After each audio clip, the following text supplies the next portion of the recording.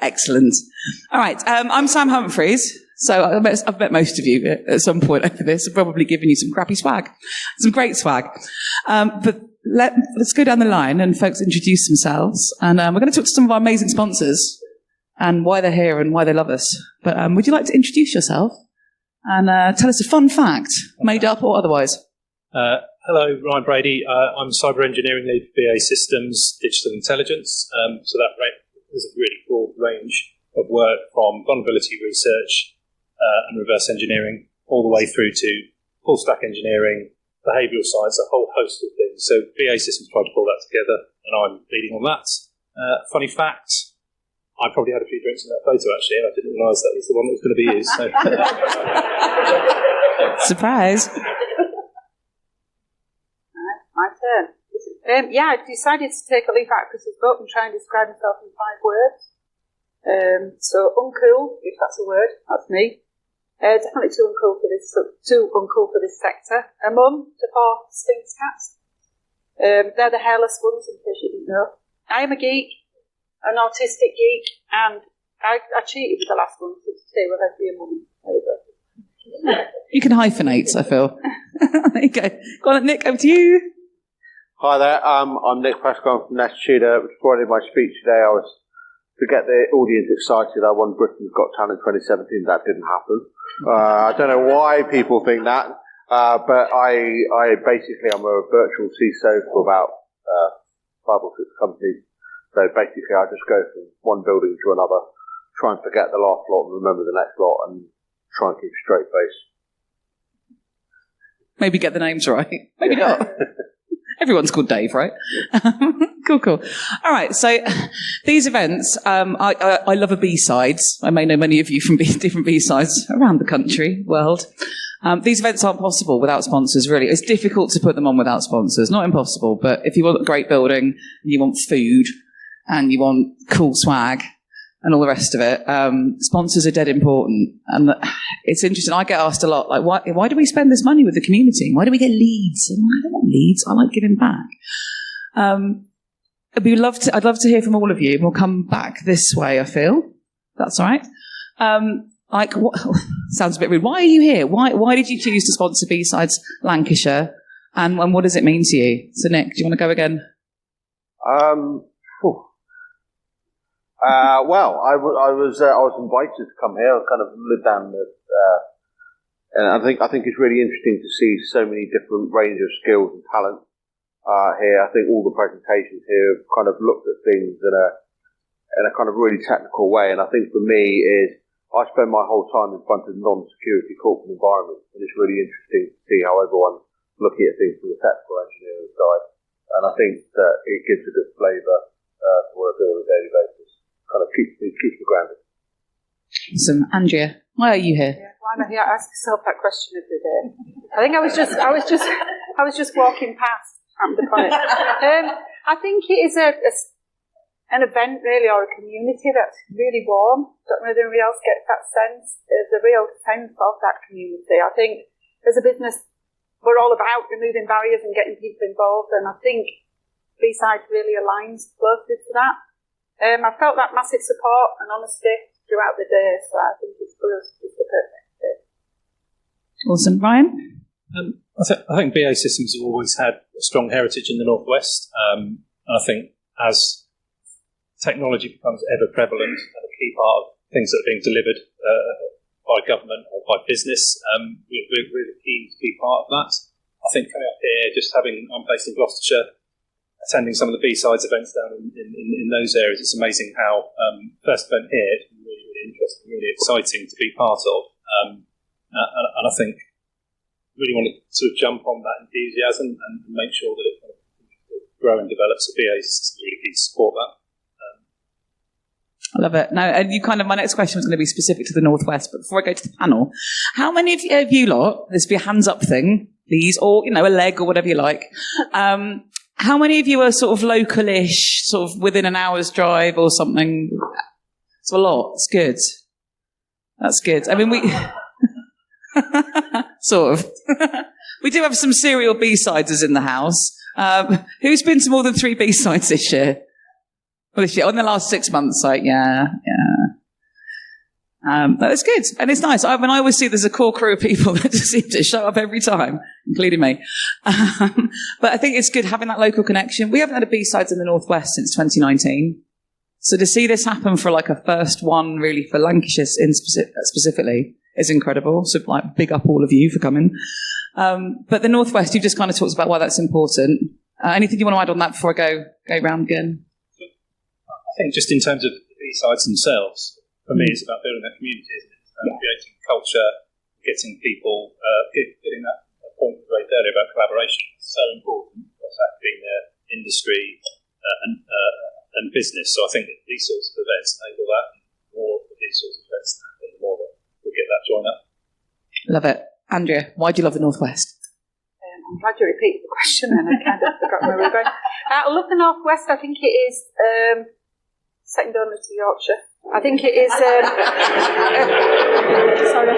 I'll hold the door. You run, okay? Sorry. I think we've talked a bit. We heard some of the earlier talks around it being a new cyber corridor, about it being a great hub for tech, about it being an important part of the world. It's great to be out of London. I think everything we see that goes on can end up kind of travelling south. But I think for me, it's great to get a hub in the centre really we can focus on. Love it. Wow, it's powerhouse. And now I put words in your mouth, Nick. What does the Northwest mean to you? Like, why is this important? I have to be honest, it's the first B-Sides I've been to anywhere. And I would say what's really impressed me is that kind of sense of community and collaboration. I think it's really interesting to kind of, when you look at things in the Northwest, it's not an area I often come to. I'm kind of stuck below the Watford Gap and where everyone's all rushing around like heads of chickens. But I really do think that there's certainly a sense of much greater technical collaboration, wanting, the kind of friendliness that you probably don't get down south. But the one thing that really struck me is the need to kind of get things done and progress. And I think that's been really good. Awesome. So on that note, who's their first B-Sides? That's a lot. Who's coming back? Okay, good. That's awesome. I think given the pandemic as well, especially. Who was I talking to yesterday? Dan. Where are you? Over there with your big hair. He was saying it's your first B-Sides, and I'm like, surely not. But with the pandemic, a lot of us have kind of got to know each other through online activities. So I'm pleased, and actually not that surprised so many of you put your hands up to say it was your first go. And like welcome, and there'll be many more. So we can take some questions from the audience for our sponsors. I just want to do a quick, so one thing we haven't really talked about, I know many of you have been to visit the sponsors, but maybe you've not got around everybody. Do you want to give me like a 2-minute, what do you do? I'm going to go Andrea first.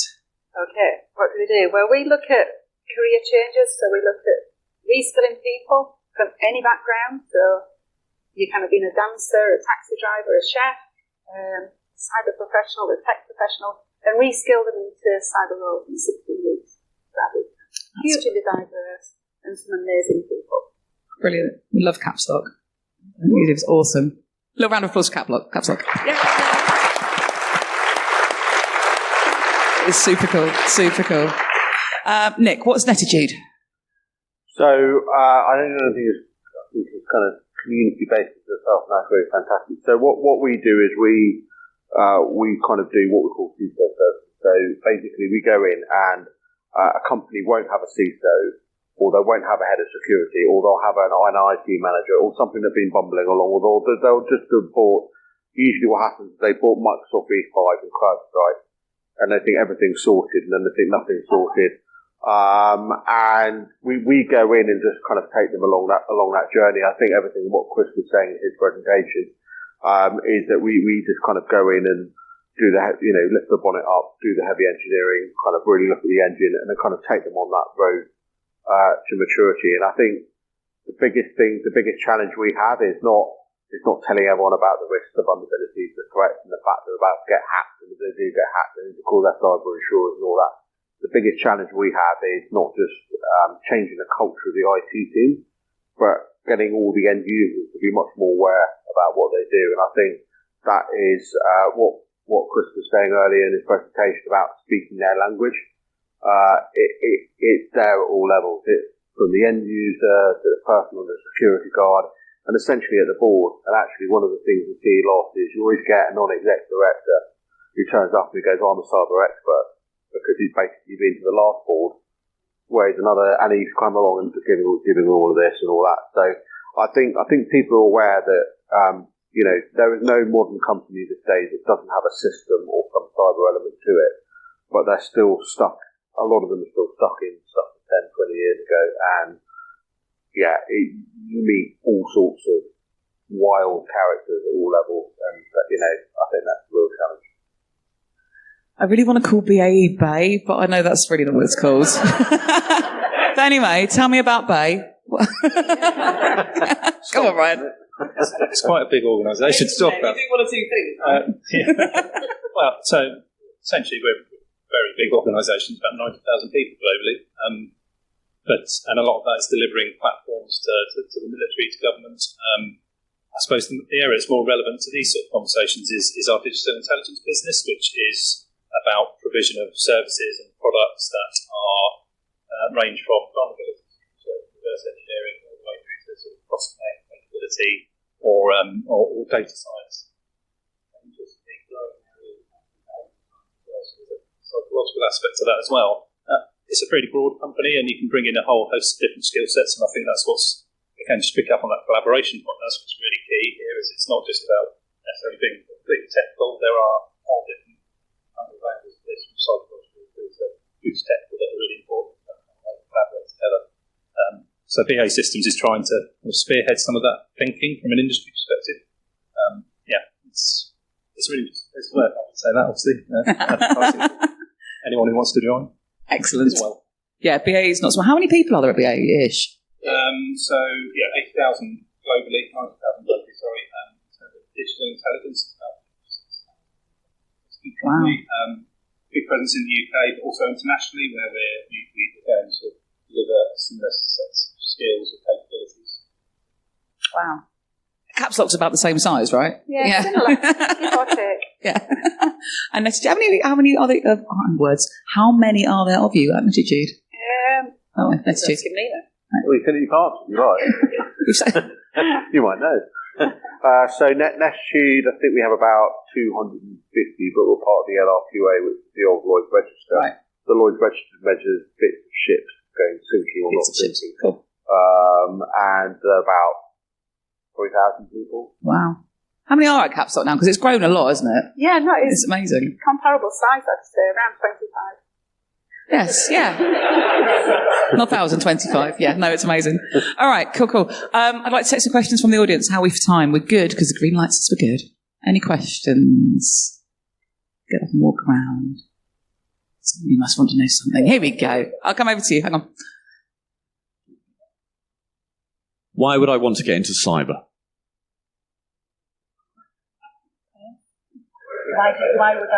Why would you want to get? Why would you want to get into cyber? I don't know. Why would you? Right. Who wants to take that? Yeah. I think it's the most amazing place to be, where I think there is absolutely a place for everybody. I think because it's so incredibly diverse, it actually should represent society, shouldn't it? So I think there is a place for everybody and a role for everybody, whether you are into, I don't know, investigation stuff, whether you're into incredibly technical things, whether you're into psychology, whatever it is you're into, I think there is an absolute place for you, and there's so many opportunities. Nick, do you want to answer that? Well, it's a really good answer, so maybe not. Yeah. I think to be honest, it's a bit of everything. You're not just a project manager, or you're not just doing accounts or finance or marketing. In my world, you do a bit of everything. You'll have a meeting where you'll try and do some user awareness education, and you need some marketing skills, to kind of get the message out. You'll need to have project management skills. You meet everyone in the different business, and I think to me it's almost really understanding how businesses work at a really broad level. I think working in cyber, you can't just say, well, I'm just going to be an expert in finance or HR or whatever. You need to know a bit of all of it. And I think that's the variety. And also, no 2 days are ever the same.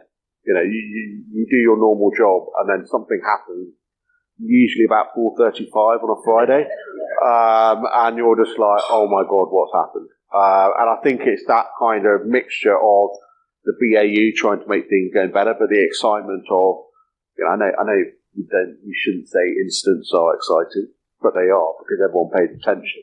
And that kind of varies it as well. And that's what I really like is the fact is that, there is that moment where, everyone pulls together, really works as a team, and then you work to make things better. So, that's a bit weird to say that you like incidents. I love incidents. I really do. I miss it. I look at marketing now. It's kind of, it's not the same. We don't have marketing incidents. Well, I mean, you could, I suppose. I could try. But no, I miss it sometimes. I like my weekends, though. They're good.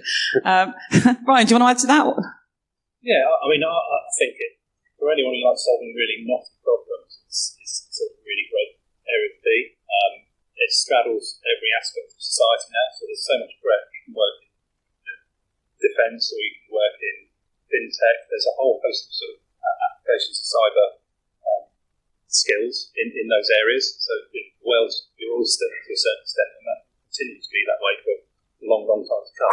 I mean, a good example of that, again, is the sort of increasing interest in space technology at the moment, the satellite technology, the massive cyber aspect of that. So it's every industry still has a cyber element to it.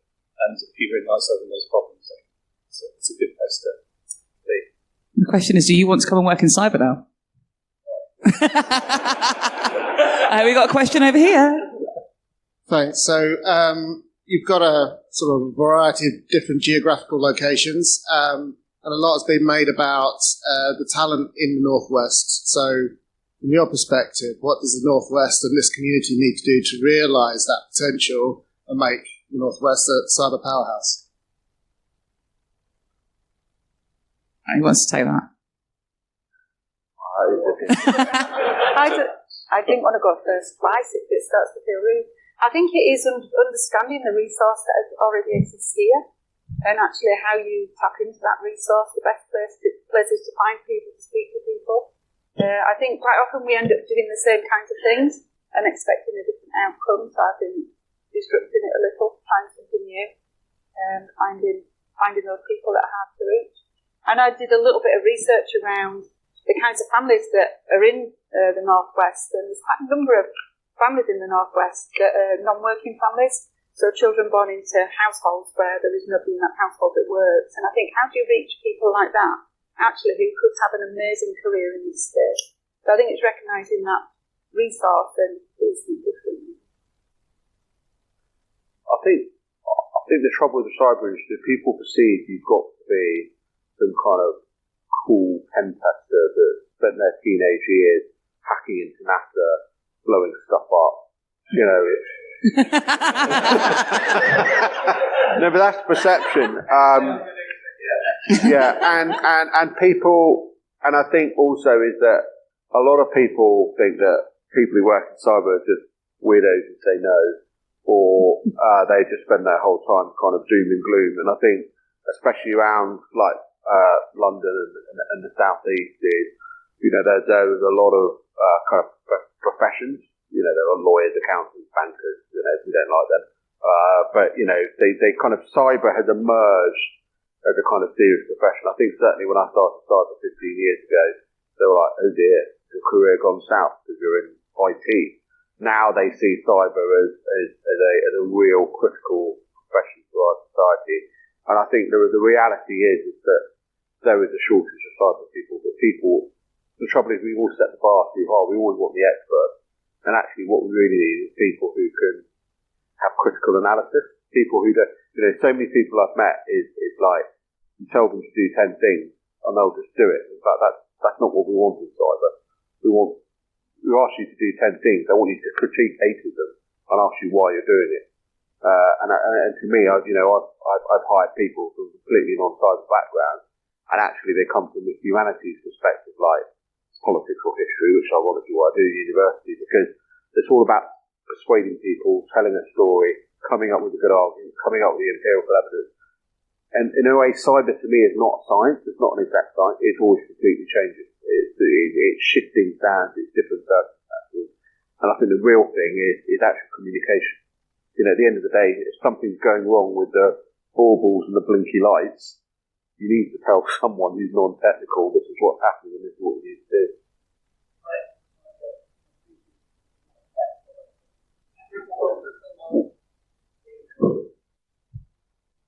I think it's a great question. And I think also, you know, come to more B-sides. Bring your friends and tell your friends. For your own B-sides. Just keep it going. All the B-sides. That's what we like. C-sides. No. Cool. Any more questions? Surely some of you'd like to know something about something. Oh, I love it. Someone at the back. Brilliant. Right, give me a minute. I'm really made for stairs. Come on. No, it's fine. Hi, Andrea. I am a huge fan of your work, and a lot of my clients are currently working with Andrea. But how do we convince HR teams to actually hire properly? You've all talked about, and lots of people today have talked about entry-level talent. Why do HR teams still insist on 3 years' experience for an entry-level job? Feel free to start answering before I get back Reach as into well. my bag for my little wand. Right, no, I think that is a really great question, to be honest. I think it's a bit of a work in progress. Some of the proof of the pudding definitely is in the eating. You get to speak to some teams who actually are saying, give it a shot, let's have a look at these 4 or 5 or 6 people who maybe come from non-traditional backgrounds, let's sit them alongside other people. And you assume we've got people we work with, businesses we work with, who are coming round to that non-traditional route into a role. And I think it is just a dialogue, communication, working with people and getting them to just see the difference really, or see somebody through a non-traditional route. So it's not a quick fix, but I think we've just got to keep chatting about it. If anybody's got a quick fix, pass it on, that'd be amazing. Time machines, so you can have 10 years experience, but also have just started your career. It'd be amazing. Ryan, did you have anything to add to that? Yeah, so I think industry again sort of leaning in on those areas where you're looking at various accelerators like Code First or Mindweaver as ways of bringing in more D&I into these sort of areas, which is really absolutely essential. And often those recruits coming from very different backgrounds. I was talking to someone earlier today about a scheme that we're looking at currently, which is looking at people that have been on football elite schemes. They've come out the back of that and never quite made it to the full squad, but then they're kind of they're all there. Potentially they're losing their purpose. Can we get them trained up in cyber and understanding cyber technologies if they've shown the aptitude so that they can have a place to go? So it's those sort of conversations and trying to shape some of those accelerator programs is really key, I think. I like it. I think it's good. Nick, do you have anything to add to that? How do we make hiring better? HR is interesting because they'll put a job spec up and they'll put CISSP, CISM, CCNA, CC something, CCS, whatever, PCIDSS or some sort of like ridiculous kind of acronym. And then you'll get a whole bunch of CVs, and then on the one hand you'll get somebody who's got more qualifications than a professor of brain surgery. Oh, and by the way, he does rocket science in his hobby. And then you ask them the question, and they don't know, they can't remember because they haven't got that knowledge or experience. I come from a non-technical background, and I don't have that many qualifications. But, as I said, cyber is a broad church. I hate to use that expression, but it is a broad church. You'll have people from an IT background who may be good at DevSecOps. You may have people who've got good risk backgrounds. You may have and I think the trouble is that HR inherently think that cyber security people are somehow technical people who live in basements. You sit next to the DBAs, you kind of sit next to the firewall people, when actually they're kind of middle office compliance or whatever. So I think we've got to get away from just saying, oh, because you got your SIF, because you're an ex-USA, you've got to be good. We've got to broaden the search out because there's a shortage of people. And actually, if you put the right training skills, accelerators and all that kind of thing, some people will excel. They'll learn new skills. And I think HR, especially things like cyber, because it's a critical business operation, they're always like, we don't want to take the risk if somebody doesn't have the skills. So, you need the shortage of skills, so build the skills up. Yeah, I think it comes down to we need to help the folks, right? We need to help them understand, like, how their gatekeeping is causing us a problem. Because if we don't tell them, they don't know. They're just like, oh, these things sound good. People should have these. It's an interesting one, really. I spent most of the day in the careers village, and there's been all sorts of discussions from different skill sets to managers and leadership and things like that. And it's interesting when you speak to some, you kind of get involved in some recruitment processes, and they'll say, we want them to have these 25 technical skills. Well, what about leadership and management? It doesn't matter, we can teach them that. That's the easy bit. I think actually flipping it a little bit round on its head and saying, indicators of success in this sector are critical thinking skills, problem-solving skills, your ability and your passion and your commitment and your drive and determination. When we start to look at those things and stop kind of measuring it by some other strange method, we start to get closer to employing people who really have the skills that the cyber industry needs. And I think that's kind of a HR conversation. Actually, what do you want somebody to be able to do, rather than some of the traditional methods. 100%. Any more questions? Please be sad. I'm going to go this way first because it's even further. Brilliant. Just talk amongst yourselves. I'll just have a heart attack. One sec. Come in. Here you go.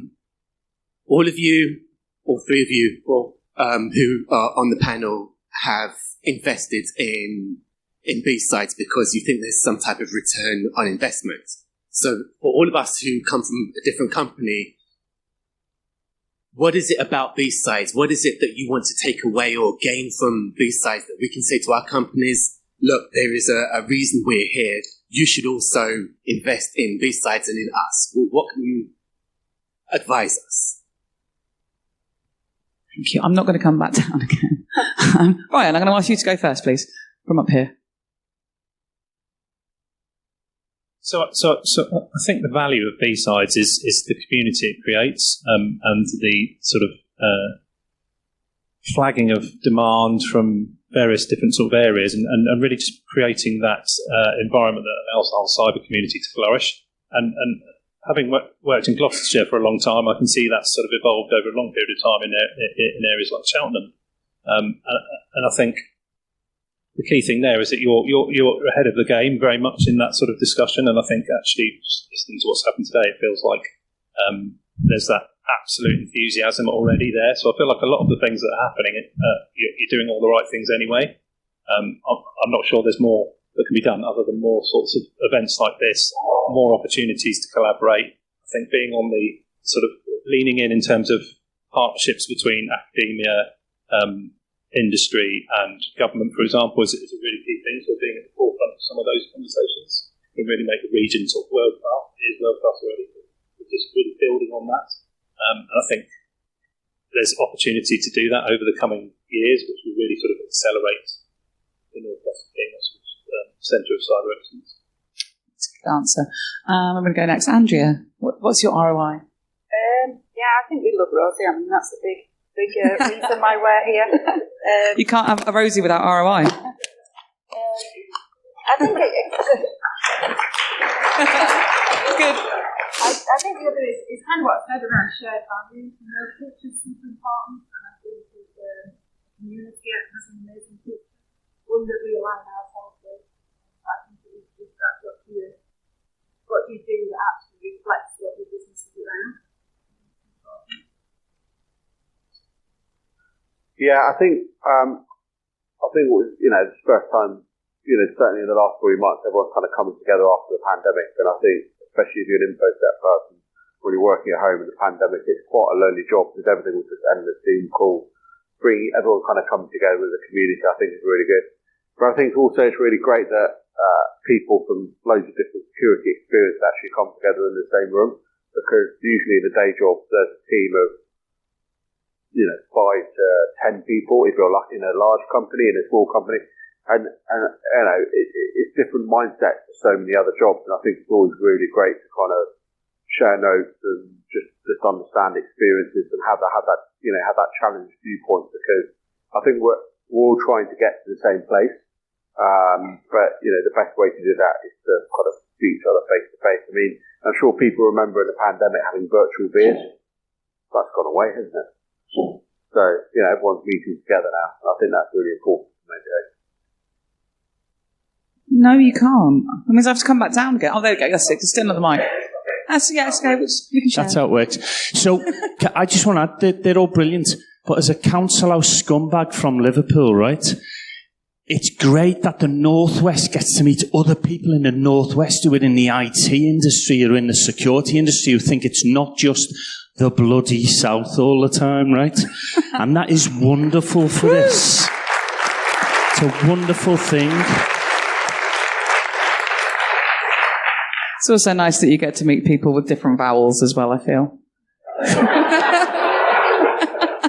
Don't hurt me. All right, can we get a question up here? Yeah, there we go.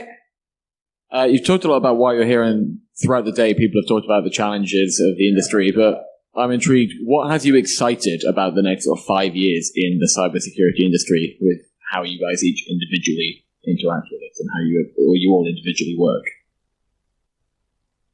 All right, well, who wants to take that one? I think, it's exciting to do a stretch, but I guess for me it's maybe seeing it broadened out and actually more accessible. I think it still is an industry that has quite a few gatekeepers. I think for me, beyond the technology stuff, I think we start broadening out and making it more accessible, making it more kind of based, really, more community based. Yeah, I agree. I think sort of reading things like the National Cyber Strategy and sort of having a whole of society approach really sort of actually delivers quite a few new opportunities and new ways of new opportunities to collaborate that probably no one thought of before. So I think that's really exciting. Just seeing some of the engagements between areas like the psychological aspects of a problem as well as the technical aspects and having that collaboration is just really exciting. It solves. There's so many new ways of solving challenging problems. I would agree. Nick, do you want to go? And actually, I'm going to answer this one as well. But go on. I think what's been really interesting is you've had the pandemic. I hate to say the word Brexit, but the normal flow of how things have progressed has kind of slowed down. I think over the last 5 years. I think if you took that away, people talk about digitisation, they talk about AI, they talk about the online kind of digital society. I mean, one of the things I've been quite blown away by is this whole kind of ChatGPT stuff that's cropped up. I think a lot of people in marketing are going to have to use new ways of doing their job. Was it ChatGPT 4 did 90% pass on the law exam? Stuff like that. And the speed in which the society as a whole is moving in a digital fashion, the mobile phone is now just so ubiquitous. You see banks closing down in high streets. You see, all the high streets. You don't go to a town to buy your bits and pieces. People just click it on Amazon and things like that. And cyber is at the forefront of that. It's making that secure and safe. So I think the next 5 years is that whole way in which cyber is just seen as something in the office. I think now it percolates to something you do on an everyday basis with everything that you do. The things like smart homes, for example. I mean, I'm sure lots of people here have got the digital thermometer things and home security cameras. They've all got to be secured, and everything. Unless we all work to lock that down and make that more safe, I can only see it as a growth industry. I think if you work in marketing or law or accounting, I think that is going to be a huge change for people in cyber. We've got the world in front of you. People in cyber marketing are fine though, right? So for me, I mean, it's cyber and innovation. The fact that I think actually we're getting closer finally. Like 10 years ago, innovation was like over here doing its thing, and we were like, "Can you do some security? No, okay." And then we, it will get fixed on the fly, wouldn't it? Or wouldn't, one of the two. And I think that you can see it coming closer together, which is brilliant. And I don't know about this whole AI malarkey thing. Despite working in marketing, I'm not that scared of it. In fact, I'm actually really excited by it. Because I think it's going to help us more as humans as we go, right? so many times we throw ourselves at manual problems that computers can solve. Like, let's do that, and then we can be even more awesome than we already are. So I think and then having that with cyber, coming together with innovation and powering it, that's what excites me. So, cool. Right, let's do more of that. Someone over here had a question. Hi, who are you and where'd you come from? To answer. I was going to add another one into that one very, very briefly. So we talk about analog humans and we talk about the digital world. So you start looking at the convergence of that and take a look at what the bio and nanobiotech areas are doing. Yeah, you want to talk about hacking humans? Now you can start hacking humans. So do a little bit of research, have some fun, Google it, and enjoy. Please come and scan my hand before the end of the evening. Yeah, it's not a euphemism. Well, please actually come and scan my hand. Cool. All right. Who put the hands up? Thank you for not being up there. Currently in our community, there's a tendency that there is loads of content regarding what to learn for the people who wants to break into the cybersecurity or upskill. But what do you suggest to unlearn?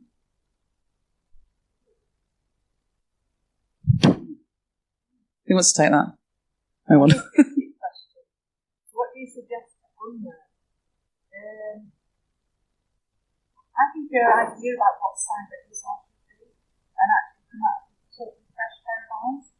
I think quite often you can use a pretty concrete idea about what is needed or what it looks like. You'd already start in your idea first. I think empty ahead of it and just fresh paradigms, new perspective.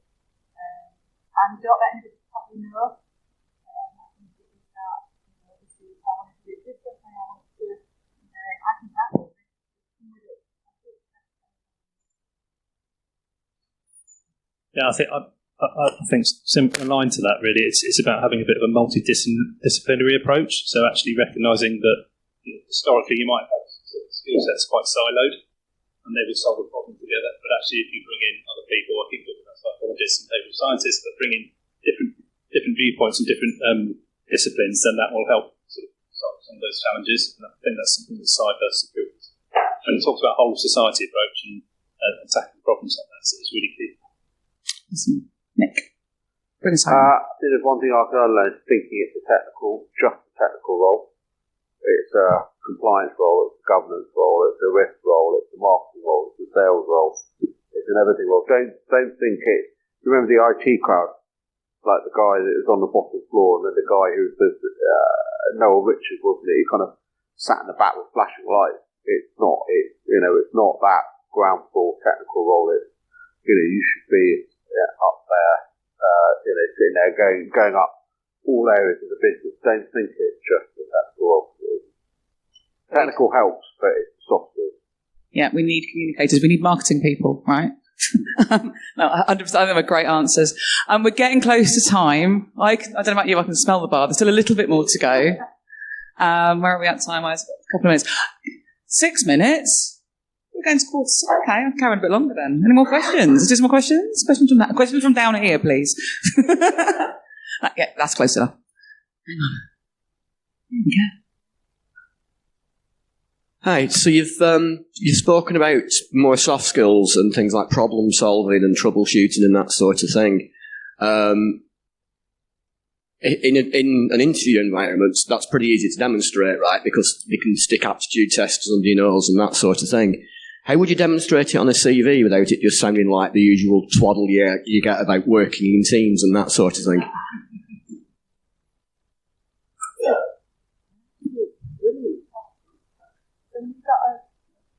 I've got a thought. We